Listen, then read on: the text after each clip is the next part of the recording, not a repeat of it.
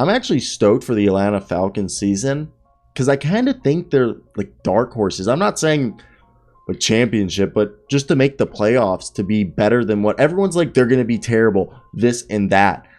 But I think they can surprise people, and I'm actually a fan of, Coach Smith and everything. I don't know why I'm acting awkward now. Like and subscribe. Let's hop in. Guys, I'm actually a huge fan of the Vikings, and is it me and my roommates have arguments over this? Because I feel like I've heard it both ways. Is it Cordero or Cordarrelle Patterson?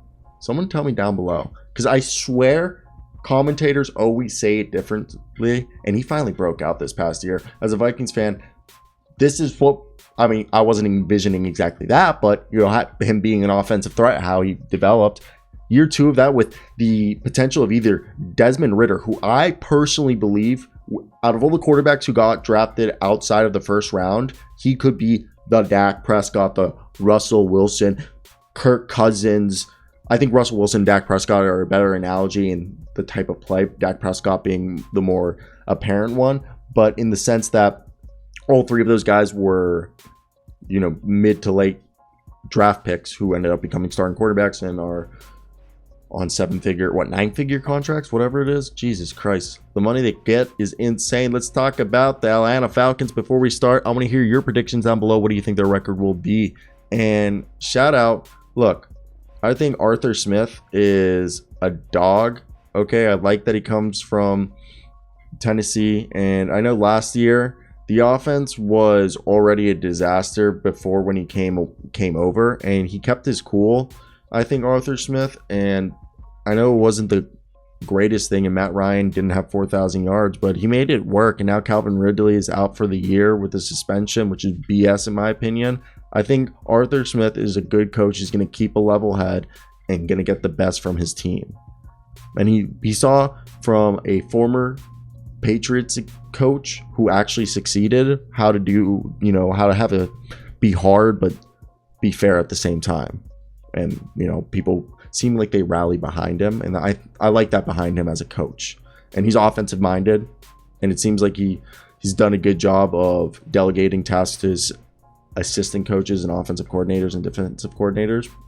Now, I think Marcus Mariota, look, it's been since 2007 since another guy not named Matt Ryan has started at quarterback. And we're hoping that Mariota comes to Atlanta and experience the same rebirth that Arthur Smith was able to do with Ryan Tannehill when he replaced, of course, Marcus Mariota.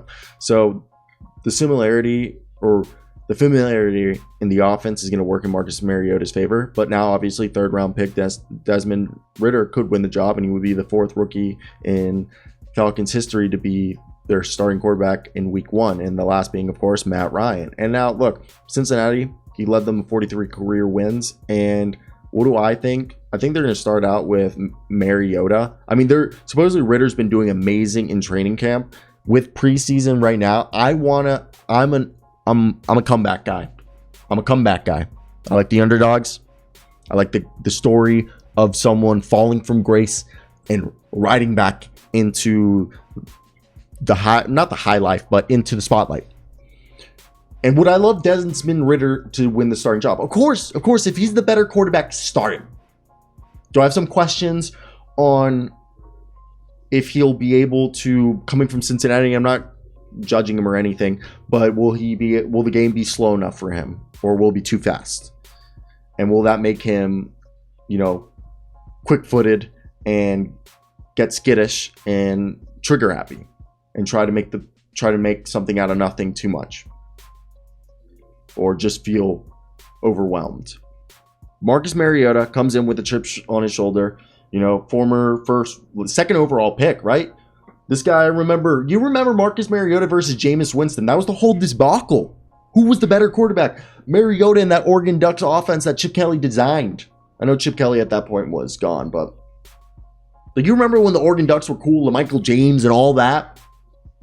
Mariota was the stud. Before Tua Tagovailoa, it was Marcus Mariota. Felt like that rhymed. And I feel like Mariota, the time is nigh. He's getting the opportunity of a lifetime again. And people forget Marcus Mariota had good moments. He wasn't horrible. Okay, I'm not saying Marcus Mariota was basically, you remember where Josh Allen the year before he broke out, where everyone was like, if Josh Allen can build upon this year, he's going to be great. And if he continues to be this, yeah. Okay, if in 2016, Marcus Mariota, 26-9, 26 touchdowns and 9 interceptions. Completed, 61 of his passes. But also the other thing is in his last year, he became gun shy. That was the whole thing. Everyone was like, oh, he's scared to throw interceptions. He's scared of throwing the picks.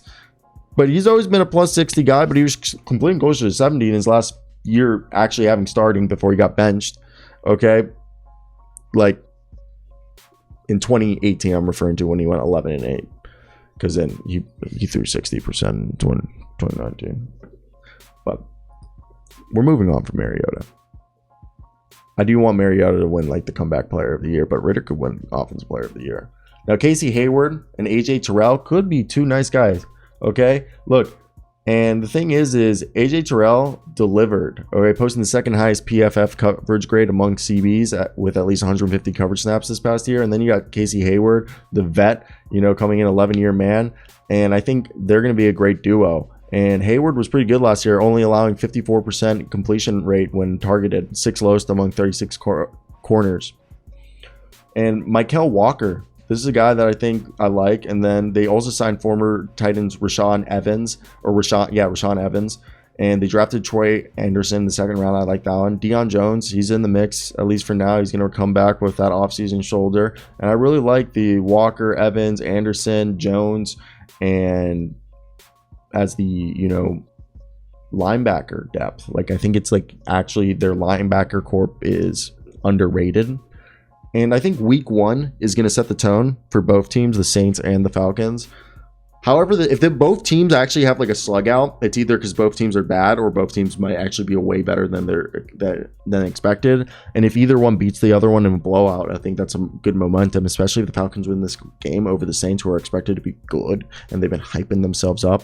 Then in week 10 against the Panthers, I think in week 10 when they play the Panthers, that'll definitely, and also shout out Adam Rank for all the information, because this is like NFL.com. Shout out, they're so good.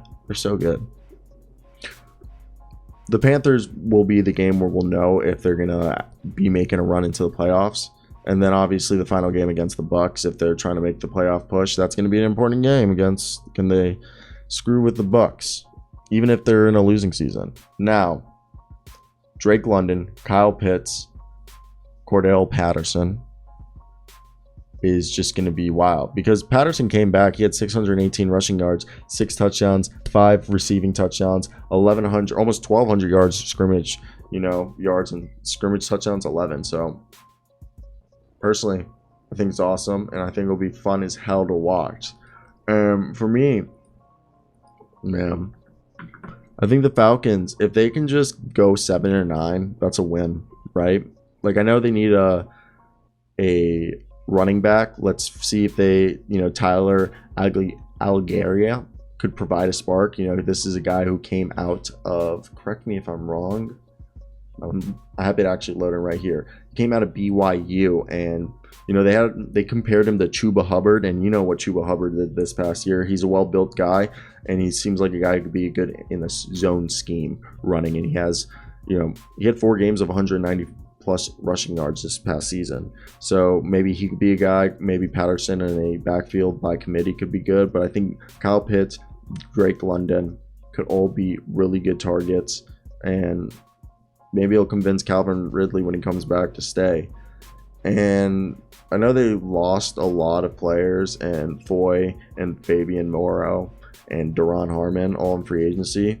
And they were pretty terrible on defense. But I think Terrell and the Hayward combo will help up the DBs, and I really think Dean Marlowe and Rashaan Evans will be good. I think that people are going to be surprised that Atlanta's defense, I think, will be at least like middle of the pack. Also, I'm done.